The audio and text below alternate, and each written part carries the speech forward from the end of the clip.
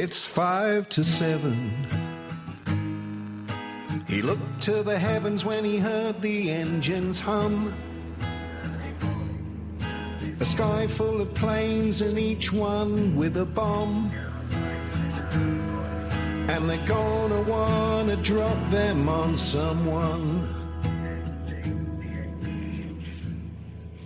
Well, here we are again, back in the studio here in Guernsey, in the midst of Hurricane something, Storm something. Listening to Keith Pengelly here, of course, Islands at War podcast, and of course, as always, joined by Nick. Hi, Nick. Hi, Keith. How you doing? Not so bad. It's a bit wild out there at the moment, but it is. Yeah, Storm Dara is on the way. It's not quite peaked yet, but we'll hopefully get recorded before we get blown away. Yeah, and if you hear the odd creaking in the background, the studio door's got a cat flap in, which I can see at the moment. It's semaphoring away, so if you hear a little squeaking in the background, that's what it is. Okay, so we are now back on track with our monthly accounts of the occupation of the Channel Islands. And at the start of this programme, we've got a couple of corrections to run through. And, you know, if you ever hear anything on here that doesn't seem to ring true, listen, just get in touch with us because we're not adverse to being corrected. And we've heard from Jim Herriot, who is based in Jersey. I think he's based in Jersey. He knows an awful lot about Jersey if he isn't. And on one of our book specials, myself and Tim Osborne were talking about various books that Tim himself had recommended. And within one of them, we talked about, or referred to, was it Major Anders Larsen? Yes, I think he was a major. And it was a throwaway line, sloppy throwaway line.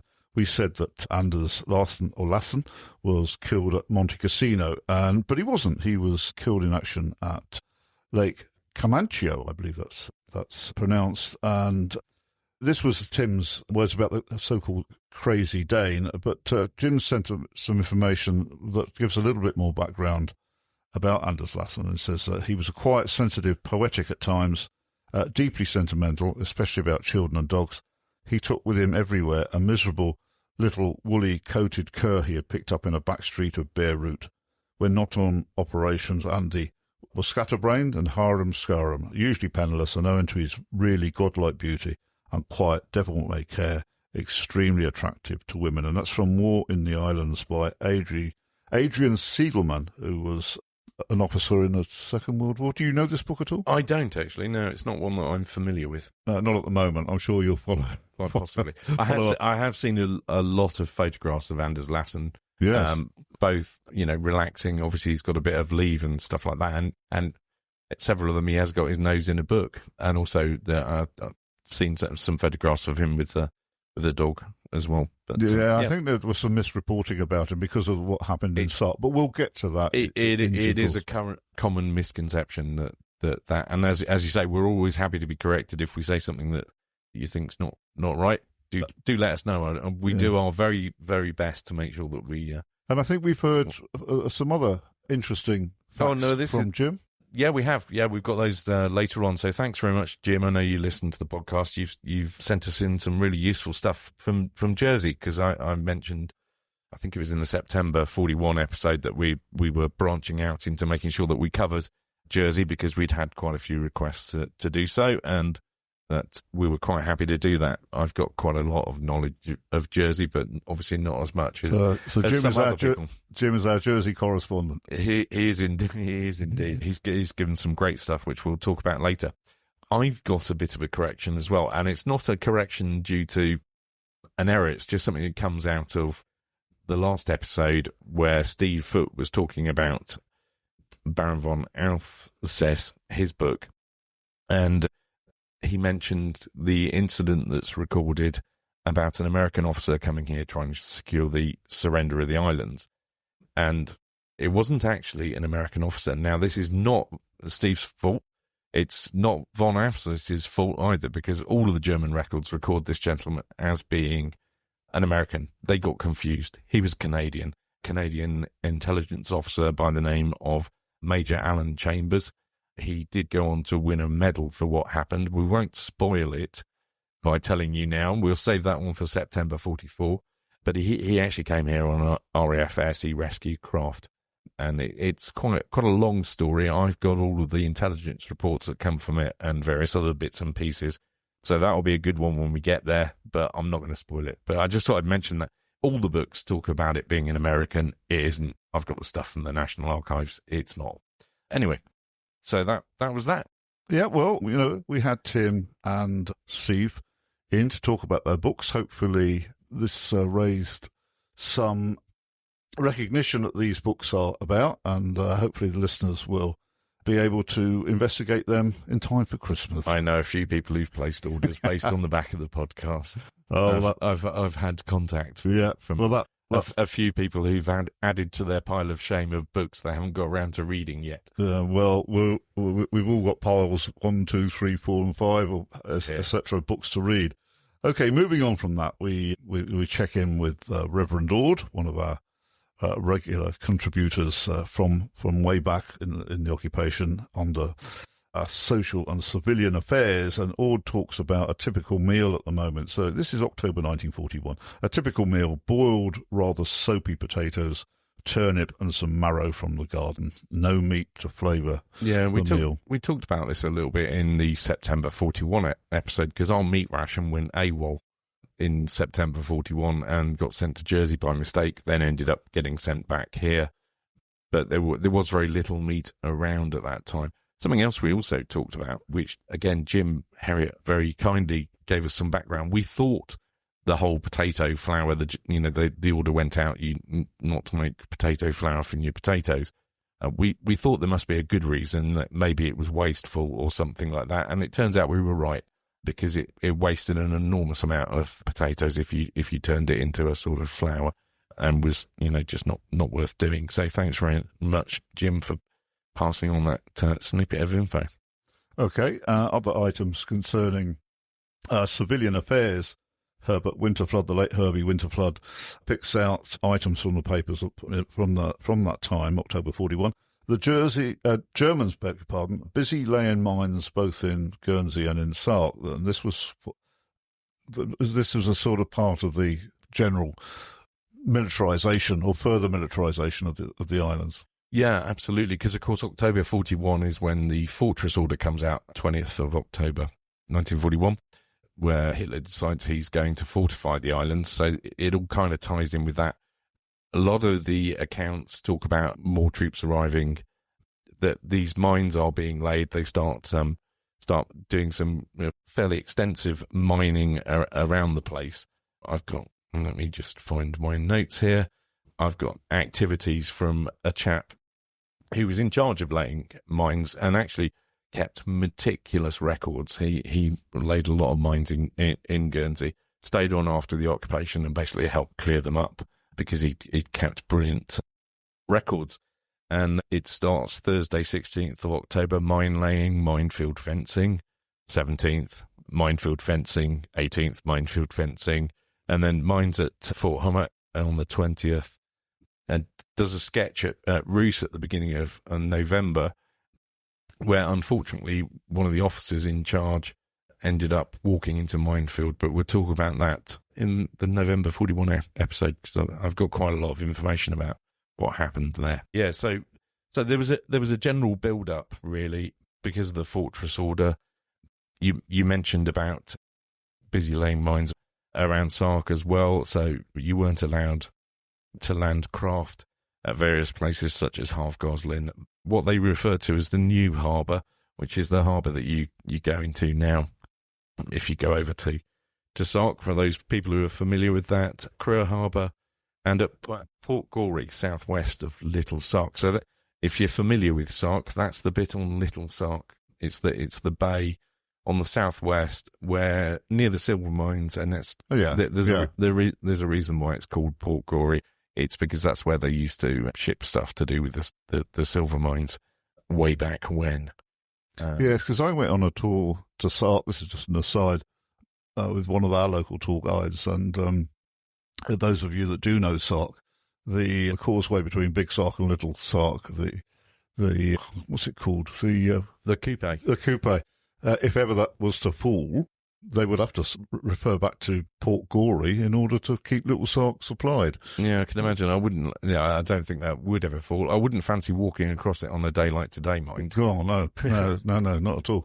And at least, of course, there are the railings there, which, again, that's something that we'll get onto in due course. Another bit to do with the mines that you mentioned as well is that it records in winter floods observations that all beaches in Guernsey are prohibited apart from the bathing places. When we were chatting before we came on, you were wondering if that was, just they had some designated bathing places around the island or actually the bathing pools down at La Valette.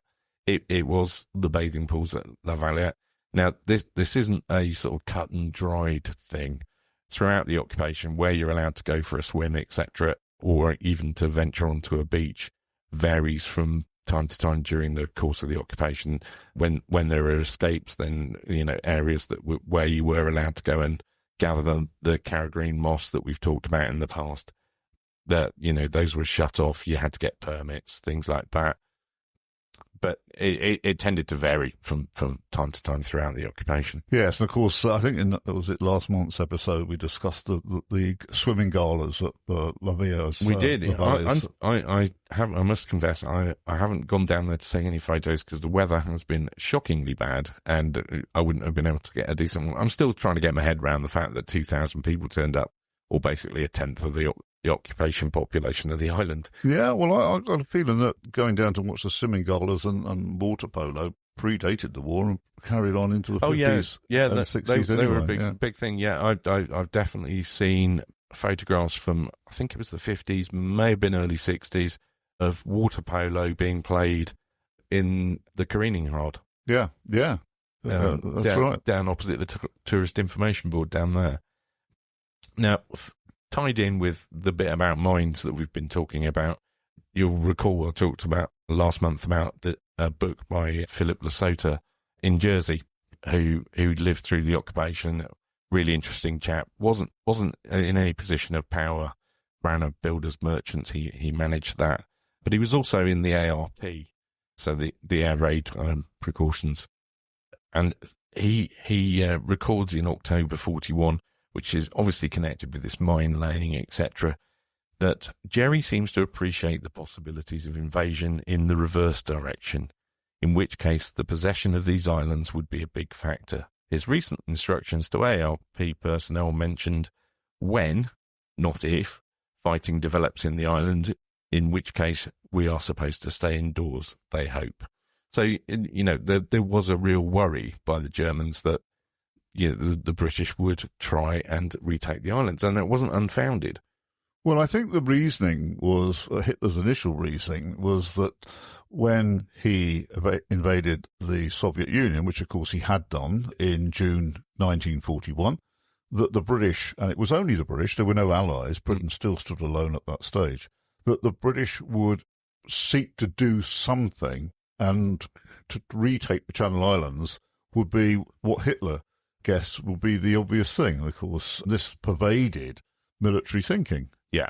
I mean, I'll just get in there before somebody sends me an email. The stood alone thing is a bit of a trigger word for some people. We, of course, did have the Commonwealth and the Empire. Yeah, and various others. So we had quite a lot of people to draw on.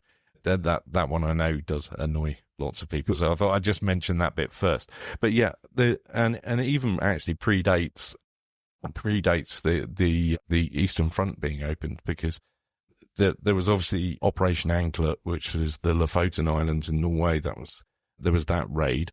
The Germans wouldn't have known this, but there was a large-scale raid planned, Operation Attaboy, which was planned in February, March, April 1941, which started out as retake the whole of the Channel Islands, and then went through various iterations. There was quite a lot of training done for it, which all came to nothing, but they were going to, the final iteration was they were going to try and retake Alderney.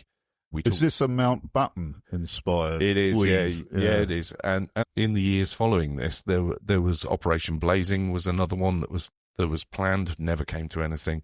So it wasn't an unfounded worry of the Germans that they might try and retake it. Frankly, if they tried to retake it in in April 41, they'd have had the best chance of any point during the entire occupation, because there weren't that many Germans in comparison, and certainly not the massive fortifications that we went on to have later on following the October 41 fortress order. Yes, so a quick aside with regard to Mountbatten. My grandfather was presented to him in World War II. It was a choreographed moment in front of the ship's company. Grandad was brought forward and presented as a person whose family was living under Nazi rule. And so it was it was choreographed. And so I think Mountbatten sort of patted my grandfather on the head sort of thing, and he returned to the ranks. Mountbatten features heavily in all of the plans to retake the Channel Islands. All he believed anything he was told, I think. No, he came up with a lot of these ideas, and then, of course, he had Churchill's ear, because he used to go and stay with him at weekends and things like that. He was obviously, connected with the royal family, and he got up to all sorts of wheezes, some of which we'll come to later on around Operation Blazing, and he really annoyed the Americans about his plans for wanting to retake the Channel Islands and use of landing craft and stuff, which we will come to in later episodes. We did talk about Operation Attaboy in the April 41 episode a little bit. However, if you do want to know a bit more about Operation Attaboy, if you go to my website, island-fortress.com, I've got an article on there about that and how it kind of came about, what happened, the very strange things that went on in terms of what they were planning to do, and thank God they didn't actually try, because it was going to involve an awful lot of bombing, which would have been terrible. Yeah, this wasn't the occasion where there was some notion of trying to recapture the Channel Islands because it was allied to D-Day. This is something this is 41. Yeah. No. Later on, you talk. So what I'm saying, rather badly, is did they return to it later before D-Day? Yeah, they did. There's various iterations of there were a couple that look and feel a lot like Attaboy, but with variations on a theme, and they all happen around the same time of year, which is all to do with tides and things like that, and sort of generally the weather. And there's various other plans as well. There's wholesale slaughter of the civilian population would have factored as well. Well, yeah, exactly. So if you want to find out a bit more about those, or even get some spoilers for things like Operation Blazing, they're all on my website. You can go take a look at those. Okay, so then we move on back to Guernsey here. Two boys from the Cattell parish in Guernsey appeared in police court for rowing around St. Peter Port Harbour in a small boat without permission, and they were in danger of being shot and fined 5 shillings each. And you've done the calculation, and 5 shillings in the occupation in October 41 now equals... That's about £25. So I've found my new favourite website when it comes... Because we get a lot of references to how much things cost, and I don't know about anybody else listening to this, but 5 shillings, doesn't really mean an awful lot to me. So 25 pence. Yeah. I would have got that far, but having been born not that long before decimalisation happened, but I thought it's useful to put it into what does that? Yeah, what does we'll return to that, but in a little bit. Yeah, we've got a few more of those. The escalating value. Yeah, in terms of what cost that would be now. So the Bank of England actually have a really good inflation calculator where you just bung in the date that you want to start from, the date you want to finish at, and the amount, and it just works out what that is. Yes, but this one here is related to a fine, whereas the one we're going to look at later with the value of a commodity, we'll get there in a bit, is different, because this is, again, what somebody wanted to pay for something as opposed to what the state was imposing on. Yeah. Anyway. I've got another story that's kind of connected to this as well. Just we're looking at these boys got fined.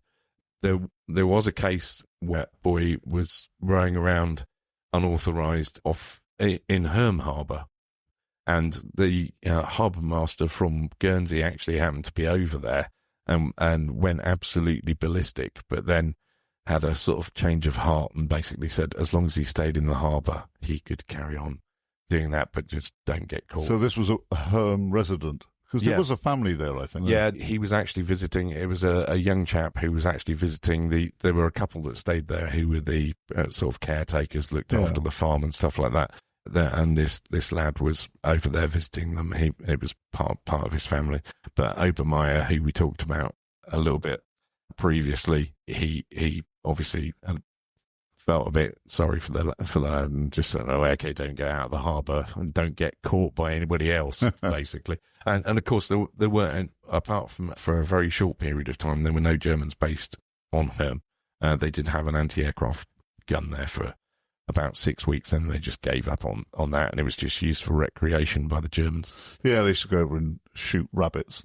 Because they took Louis Guillemette over a few times. Yes, that's right. We often refer and Ord refers to it again. Yeah, so. exactly. Okay, we now look at the German through necessity. Islanders were told they could lop small branches from trees on their property. Had to be no more than 9 inches in circumference and 3 inches in diameter. So there were people up ladders with saws and tape measures, measuring the vital statistics of their trees.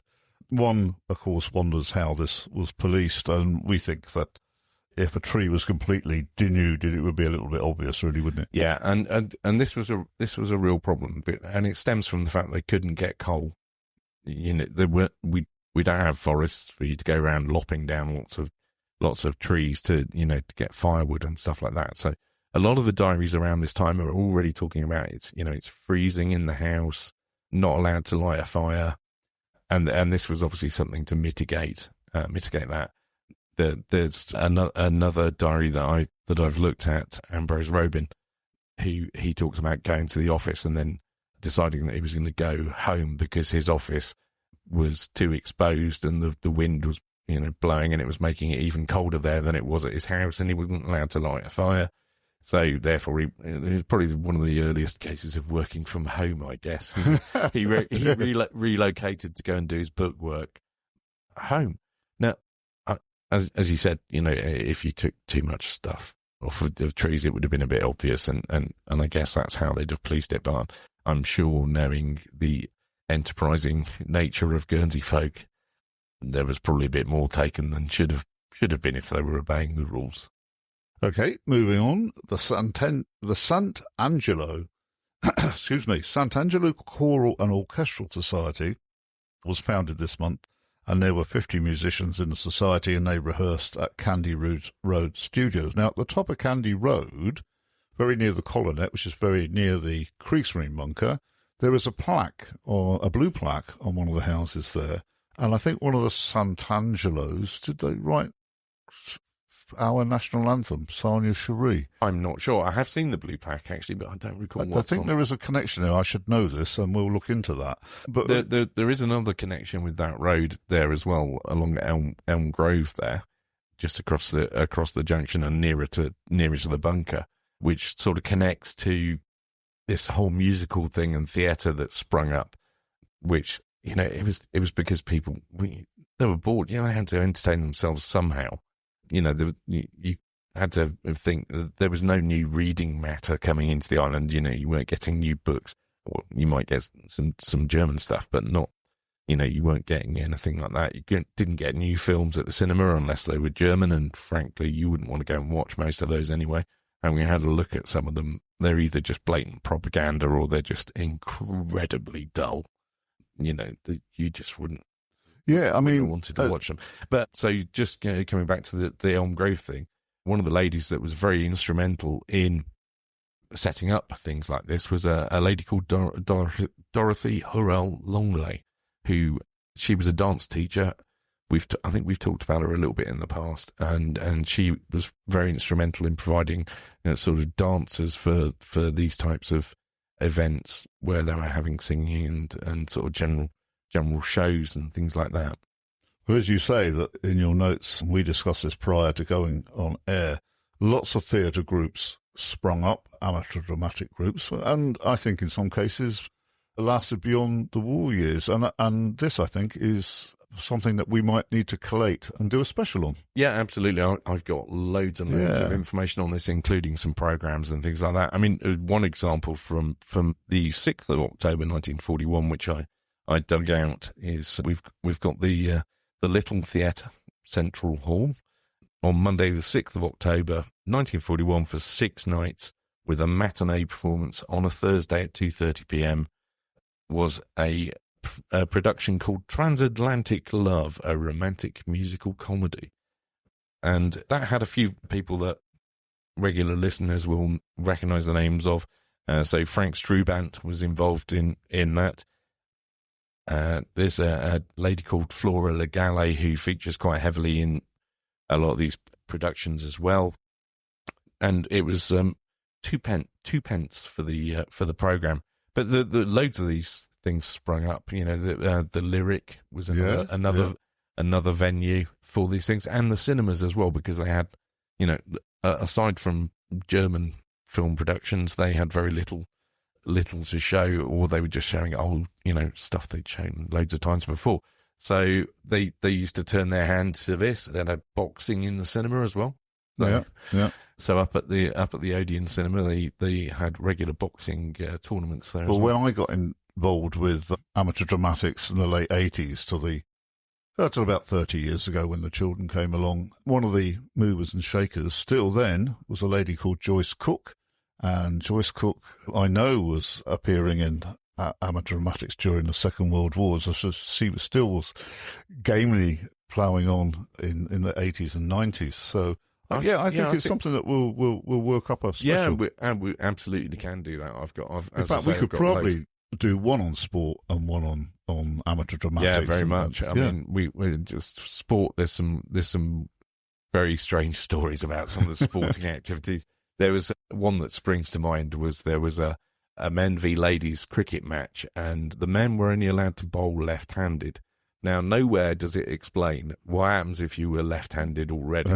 They don't seem to have taken that into account and said if you're left-handed, you've got to bowl right-handed. Promoted up the bowling. Yeah, I just thought that was a bit of a strong... But there's a whole load of sporting stories and some people that went on to be very well-known sports people. Yeah. After the war. Len Duckman. Len Duckman was the one that sprung to mind, obviously going to play for Spurs and becoming a very well-known footballer. Okay. On the sort of subject of entertainment and entertainment values, the Germans showed a film at the Forum Cinema. Oh, yes, is that my typo? Is that in Jersey? Yeah, it is. Yeah. So that was at the Forum Cinema in Jersey, and they showed it for Irish nationals. Yeah, because there were a lot of Irish nationals. I looked at this a few weeks ago because I was on Radio Guernsey with Jim, and we talked about neutral nationals trapped in the Channel Islands, which I thought was quite an interesting little subject to look at. I was really surprised because, you know, we've had this conversation before about there were quite a lot of Irish people here. There were more in Jersey, a lot more. Well, I think that continues to this day. I was really surprised, though, when I first looked at it, because I'm eternally grateful to Caitlin at the Guernsey Archive, because I managed to find relatively easily in the Jersey Archive a nice list of all the Irish nationals, and they'd even gone to the extent of numbering them down the side, so I didn't even have to count them all down the list, but there were about 500, and I think it was 536 or something like that. And of course they'd have been neutral. Yeah, so they were neutrals, but they had to register as such. And I thought, I wonder if they've got that in the Guernsey Island archives. So I dropped them an email just to say, just doing this. Well, don't suppose you've got anything on this.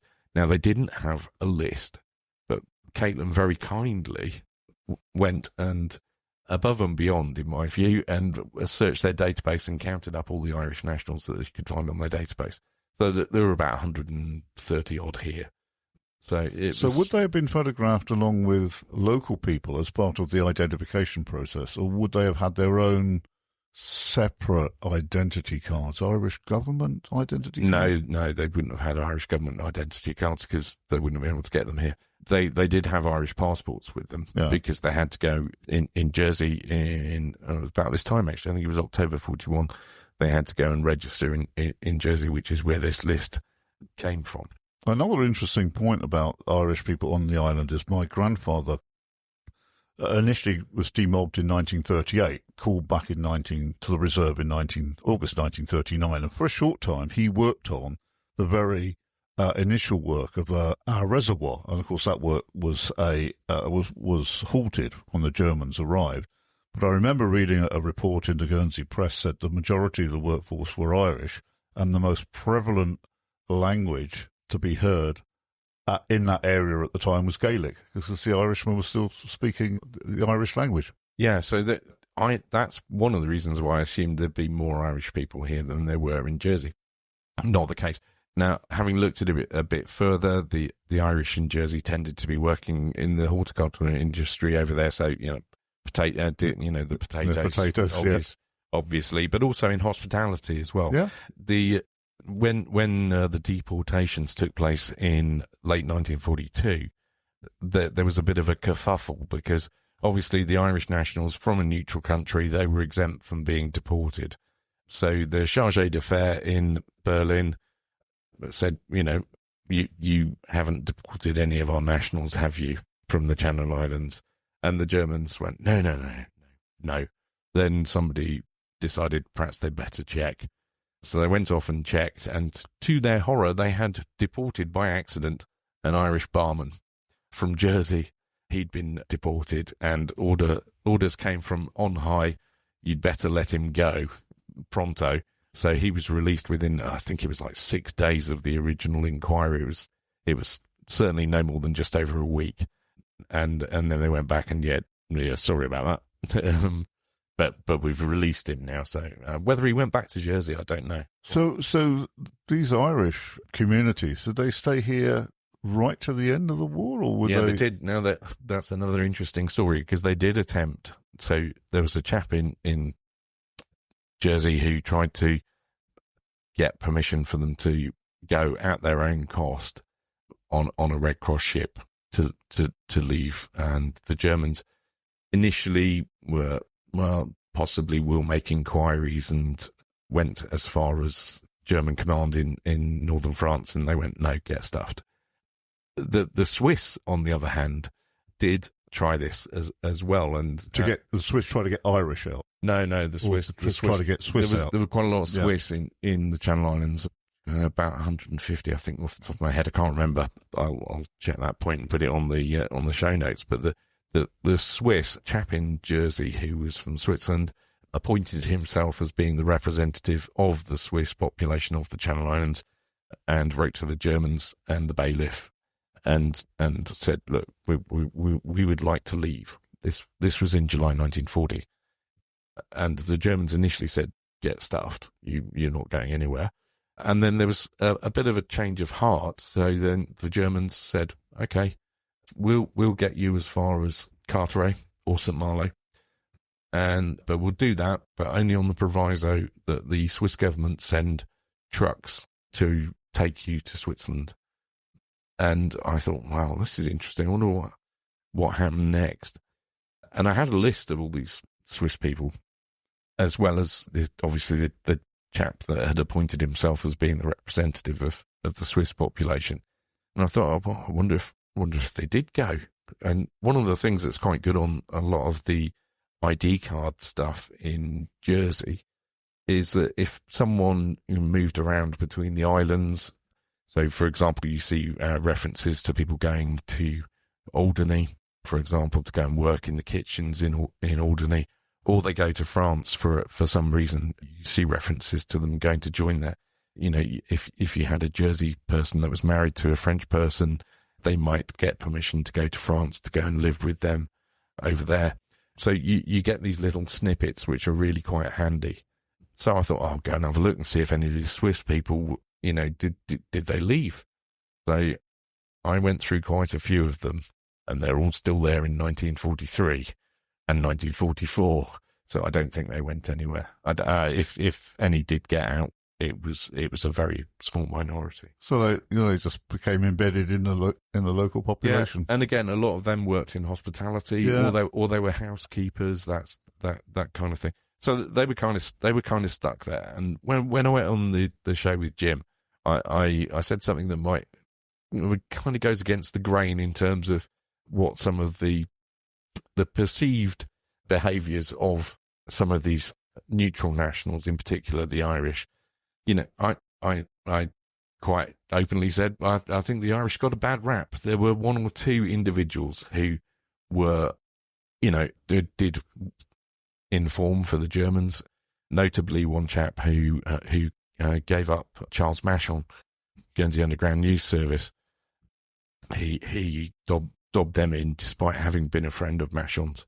He's actually listed as a paid informant in the records. Yes, so the Irish were neutral, but of course they were split. Yeah. Many have fought on both sides in the Spanish Civil War, so 500 Irishmen, you're bound to have a number that would have been sympathetic, let's say, to the German cause. Probably leave it at that, I would think. Yeah, but I think it was really the actions of one or two, literally. Yeah. Someone having sympathy for a cause doesn't translate into them becoming an informer. Absolutely. But it was literally one or two, and because of the ramifications of things like, Charles Mashon obviously died in prison, that tarred the rest of the Irish population with that reputation, and that's just completely unjustified. Yeah. Okay, well, interesting subject, if I can put it that way. Indeed, that wasn't even in the script. No, I think it's something we should return to. No doubt we will. Okay, moving away from that, we see that a barter market opened up in the Pollet in St. Peter Port. Islanders were invited to bring anything they had for sale or exchange. The charge was 4 pence per person for an exchange. But if the item was displayed in the window, there was a further 3 pence charge. You got a few words about the black market. Yeah, well, this wasn't so much the black market, although the black market does feature in this. So obviously, if you've been listening to earlier episodes, you'll know that supplies of goods very, very hard to get hold of. We'll come to a bit more of that in a moment. So people were forced to, exchange things. So it had sprung up sort of unofficially earlier on in the occupation, and you see throughout the occupation lots of adverts in the Guernsey press. I mean, you can get a whole page of the Guernsey press, which is just people advertising, I'll swap you some cigarettes for sugar or whatever, or shoes are a big problem. Men's suits and things like that. So they kind of made it a bit more official and had these barter shops that are in town which were licensed. But some of them did either wittingly or unwittingly become conduit for black market stuff that was then sold and looking like it was legitimate. So they were sort of commodity washing. Yeah, a little bit. Yeah. So, but that went on. But again, soon they later on in the occupation they started running out of stuff to barter anyway. Yeah, everything was becoming threadbare and broken. I mean, you could almost imagine these sort of we're prepared to exchange a tiara for a cup of sugar or something. Yeah. Some things that had no use whatsoever, but to try to convert them into something useful. Okay, I want to talk a little bit about the hours of curfew were lengthened across the islands, with all civilians having to be off the roads by 10 p.m. until 6:30 p.m. the next day. This changed quite a bit, but they were also different around military areas as well, I think. Yeah, I hadn't really thought about that until I was digging through the archives and looked at generally, what were the curfew hours. I knew that they changed from time to time, but in October they changed like 3 times in 1 month. But yeah, I hadn't really thought about the fact that there were actually different curfew hours around military areas as they're described. So there wasn't many areas that weren't military areas. Well, yeah, to think of it. But I think that was the bigger things like the Myris later on, but some of the Fort George and gun batteries like that. They obviously wanted you not to be around there in the hours of darkness, one would presume, in case you were getting up to any nefarious activities. And we also have inevitably pubs were ordered to close 30 minutes before curfew in order for time. Or in time for drinkers to get home. Yeah, that was that was just reiterating an order that had been given previously and was occasionally ignored. Okay, I'm going to move ahead here. I'd like you to talk a bit about this. There's quite a lot of aerial activity over the islands, aircraft passing over, not just on raids, but also reconnaissance flights, taking photographs of the fortifications. there were reconnaissance flights, not so much taking photographs, but just over at this stage. I mean, later on in the war, there were an awful lot. Of, many thousands. Yeah. There's about, you can go and look at them online. There's about 11,000 of Guernsey and Alderney alone. Not even counting. Have we got a web address for that? I can tweet that out after the show. I'll put it in the show notes as well that go along with this. You can go and look at them. The only problem I find with them is some of the descriptions that were given as to the location, just a little bit random. They might refer to a rock in a bay rather than the actual name of the bay itself, or various other ones, or corruptions of Guernsey names taken from old tourist brochures or something. Oh, God knows. but they are quite useful.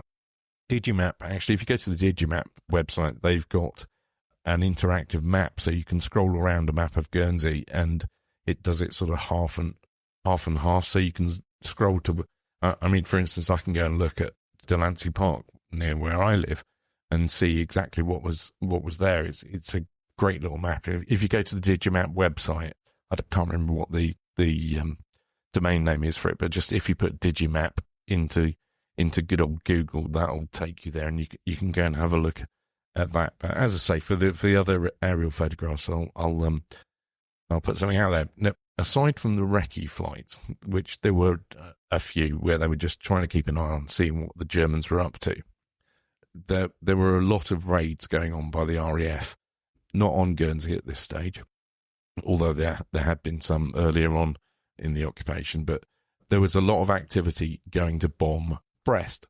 And that was because the Scharnhorst and Gneisenau, I'm not sure if I pronounced that correctly, the German capital ships were in Brest at the time. And so they're particularly number 142 Squadron from Bimbrook in Lincolnshire. They were flying Wellingtons. They were overflying the Channel Islands to get down there, and the Germans were opening fire. There's a lot of that recorded in various diaries. And again, Jim Herriot sent one in to me where it refers to on the 29th, which actually was that would have been the night of the raid by 142 Squadron in their Wellingtons, which says the public is warned by the ARP authorities to keep indoors when there is any firing of anti-aircraft guns, and not to show any lights from careless opening of doors or windows. And for good reason. Things that go up must come down. And on D-Day, in fact, the only civilian casualty in Guernsey is a gentleman who was hit by shrapnel falling from an anti-aircraft round, and that sadly killed him. Oh, okay. Well, again, that's something that we'll look at in detail when we get to. While we're talking about the capital ships as well, so Scharnhorst has another link to Guernsey. Not a very nice one, to be fair. He wasn't the captain of the Scharnhorst at the time that we're talking about now. He didn't take command until later on into 1942. But the very ardent Nazi Hofmeier, who was Commandant of the Channel Islands, was indeed the captain of the Scharnhorst in 1942. Ah, right. So there's another sort of tenuous link to those raids. But Hofmeier will come into focus towards the end, and of course will feature when we start talking about the Van Alpha diary in earnest. I was at one of the museums not that long ago, and there was a gentleman there explaining to this youngish lad. I think he must have been maybe 7 or 8 years old, something like that. He was explaining about Hofmeier because he was looking at a picture of him, and this chap was explaining, oh yeah, he's, who he was and whatever. And this kid just said, basically, a very nasty Nazi. And it's like, yep, that pretty much sums it up. Was there any nice Nazis? Well, you're a Nazi. Yeah. But there we go. And the Germans, I think we've mentioned this before, they did have a habit of occasionally shooting down their own aircraft. They almost did that in Jersey in October 41 as well, when one of their aircraft was coming back to land, obviously from a raid on England, and he was a bit lax in his signalling to the airport. So I think because they'd already been firing away at the RAF, they opened fire on him. Fortunately for him. He managed to land.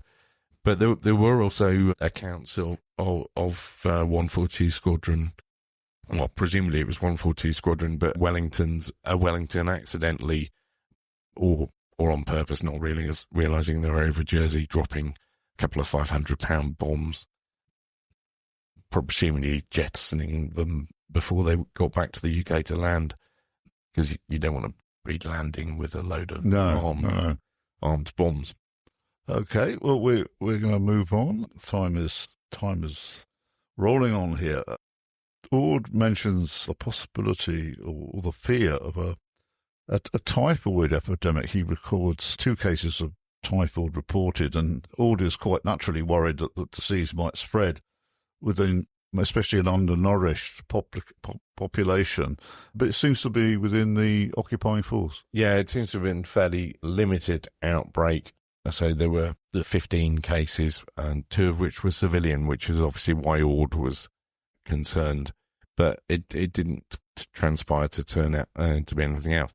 Now, I have seen various accounts throughout the occupation of workers being brought in, organisation Todd workers being brought in and then ending up confined to their house or billet because they got various infectious diseases, and they had to keep them, all in quarantine effectively just to stop it from spreading. And there are various times throughout the occupation, both here and in Jersey, where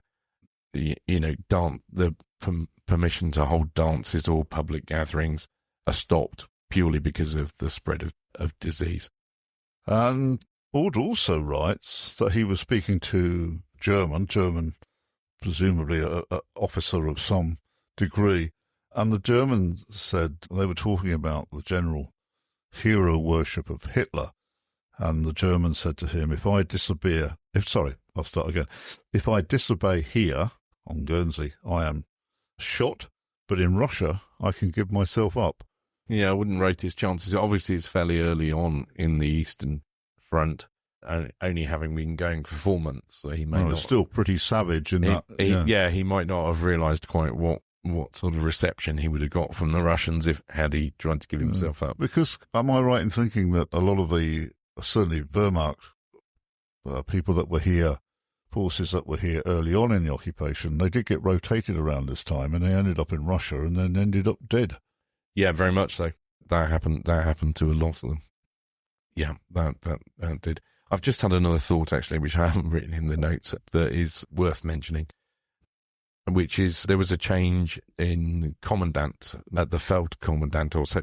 I'm not sure if we've mentioned this before, but you kind of had 2 commandants in terms of, well, you had more than 2, actually, that there were 2 aspects to the commandants at the Channel Islands. So you had commandants of each island. Well, certainly, there was one for Alderney, Jersey and Guernsey. Then you had the overall commandant, and those were the military commandants. You also had the Feldkommandant, so that's the effectively they were like this, dealing with all civilian matters. So things like supplies and civilian discipline, that kind of stuff. So at this time there was the Feldkommandant Schumacher, who he basically seems to have had some form of nervous breakdown at this point, and he's replaced by a chap called Heine, who's here right up until the end of 44, I think. So I just thought I'd mention that in this chap. I understand it was his family were bombed in Hamburg or somewhere. Yeah, there was a lot of this. And he basically had a nervous breakdown and ended up being replaced. Yeah, with a number of suicides reported when German combatants hearing that they'd lost their families in Allied raids on Germany.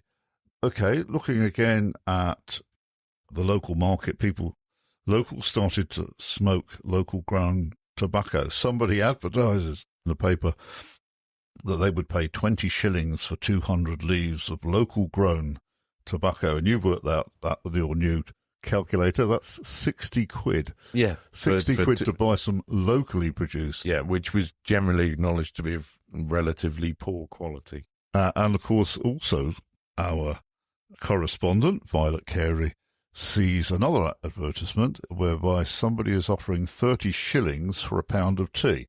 That comes in at £80. £80 sterling for a pound of tea. Okay. The other thing, Nick, is that caught my eye was that numbers of Frenchmen arriving in Guernsey to work on the fortifications, already they looked half-starved. And there was some sort of deal with the Vichy government, I believe, the Vichy government in France, where for every 3 French that volunteer to work for the Germans, one German combatant is then released from... one French combatant is then released from a German prisoner of war camp. Yeah, so they had a load of French POWs from the fall of France, etc. They had a shortage of manpower in Germany or around the German-occupied territories, so they needed to encourage some people to sign up to go and work for them. They had various methods of doing that, obviously, some involving volunteering or not volunteering, to varying degrees, just downright slave labour. But they did have an arrangement with the Vichy government at this time too, that they said, look, if every 3 Frenchmen that sign up to come and work either in Germany or in the occupied territories for the Germans, we'll release one of these POWs. And so that was sort of the carrot to try and get these people to come and work. I believe they probably weren't true to their word in terms of how many got released and things like that, but that's hardly surprising. Okay, we're getting towards the end of the programme, and there's what is now a hotel on the island called Ladouze was taken over as a hospital. And in fact, I told you I was in the UK last week doing research around various things. I happened to pop in to see, I'd never met him before, but Peter Jesson, who wrote the book No News from Guernsey, about his father's cousin was Desmond Mulholland, one of the commandos or one of the spies that came over in 1940. I popped in to see Peter and Anne, and Peter was literally just a couple of days away from celebrating his 80th birthday, and I've spoken to him since. But his family, the Moorshead family, had owned the Douze, and it became a hotel, and it's in a hotel now, but it was taken over as a recuperation. Yeah, it refers to it as being a hospital, but that's a bit of a strong word. It was more of a recuperation home for the, people that had an operation or were just generally unwell, so it was taken over for that, and it was used for various things throughout the occupation. Okay, well, that sort of brings us up to almost the very end of this episode. We've got, looking ahead to November 1941, I see that there was a really good, in a Channel Island Occupation Society review, looking back on two Spitfires crash on Alderney in separate incidents. We will cover that off next month. Looks very interesting. And you're working on your blog, continues, Island Fortress. How can people get hold of that? Yeah, if you go to island-fortress.com, there's lots of articles on there about the occupation, quite a few photographs, bits and pieces, links to books, links to the podcast as well, if you want to go back and find some of the old episodes or look at what we talked about in them. Yes, and of course many listeners do pick up this podcast from Spotify, Amazon and other platforms, but they can go to www.gnetradio.com. There are music programs there. A new one that we're featuring is called Stomping at the Savoy, and it's music solely from the Channel Islands, such as rock bands from 1970 to the year 2000, presented by Patrick Devaney. So all of you expats out there, if you want to tune in, you may hear music from people like Ponder's End and Drop in the Ocean and so on. That's becoming very, very popular. I'm plugging ourselves mercilessly. I'm fresh from having completed my pre-bronze tour guiding course, and I've got the bronze course to come in the new year. But that made me think about you're up to some new tours for your Guernsey walking tours. I'm an accredited silver level guide, and in fact be doing some mentor work for mentoring work for the bronze course. But yes, Guernsey walking tours. I'm doing some research at the moment on war walks for next year. We are celebrating or commemorating the 80th anniversary of the liberation next year. So a number of tours I'm working up at the moment. I've been working on the ECAR Strong Point and been doing some field works around there. ECAR, very important, of course. This is where the spies, commandos came ashore in that vicinity. And then I've also been looking at the area from Fort Sumray, Strong Point, out towards Plymouth. Locals will understand the geography of that. And the amount of resistance nests that were set up in that area. We talk about military areas, but a lot of these resistance nests were very, very heavily armed, and there's hardly anything left to them now because they were basically big holes in the ground that sandbagged. But they had some heavy weaponry. Very, very sophisticated military objectives should they be attacked. So I'm really enjoying the research of that. So if anybody is interested in contacting me about next year's walking tours to do with the occupation and the liberation, then you can get hold of me at keith@guernseywalkingtours.com. And there is a website that's being overhauled at the moment, www.guernseywalkingtours.com. So, yeah. And you can always get hold of me and Nick on occupied@gnetradio.com. I'll go for a shameless plug as well. So I'm in the midst of working up a tour with another tour guide friend of mine, Joe May, which I can't really talk about at the moment because, well, you just did. Just other than to flag that subject matter still being worked upon. Well, no, I know what the subject matter is. It's going to be occupation related, unsurprisingly. But we've had an idea of something that we're going to put in for the spring walking tours. Joe's very kindly letting me come along again and talk to people about. So we're working that up at the moment because we've got to get that in relatively soon. And I'm busy working on the book as well. I've had some really interesting leads, actually. I think I mentioned them to you, Keith, that people have got in touch with me about family members that escaped from the Channel Islands. So I'm just hoovering up more information from people about that and getting those in the book. There's one in particular that I can't find record of anywhere. Yeah. And the family have come forward. They've got tapes of one of the gentlemen concerned talking about it. I can find records of what happened when they got to the UK, but just nothing ever mentioned in any of the publications that I've seen. So I'm quite excited about that one. I'm going to go and see them and have a chat with them. And that's so yeah, busy. Yeah, well, I was in the UK last week doing some research, and as I said to you before we came on, I can't mention any names or pack drill, but it looks like we might have another major diary being released for scrutiny.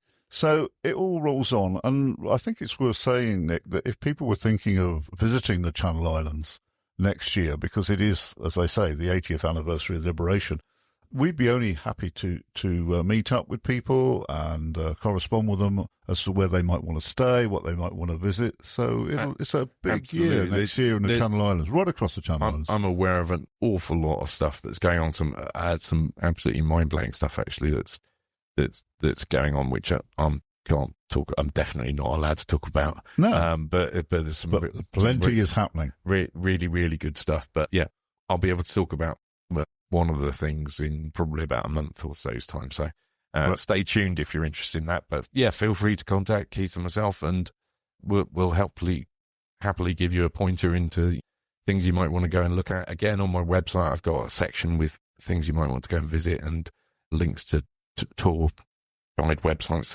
where they do talks about the occupation. So anyway, we're going to now escape ourselves from the podcast. Indeed. So we'll see everybody in a couple of weeks. We'll be talking about November 1941. Yep, plenty to talk about there. I'm off to batten down the hatches. Yes. Okay. Well, we're off. So we'll just hand over to Jim and 5 to 7. Thank you for listening. Bye-bye.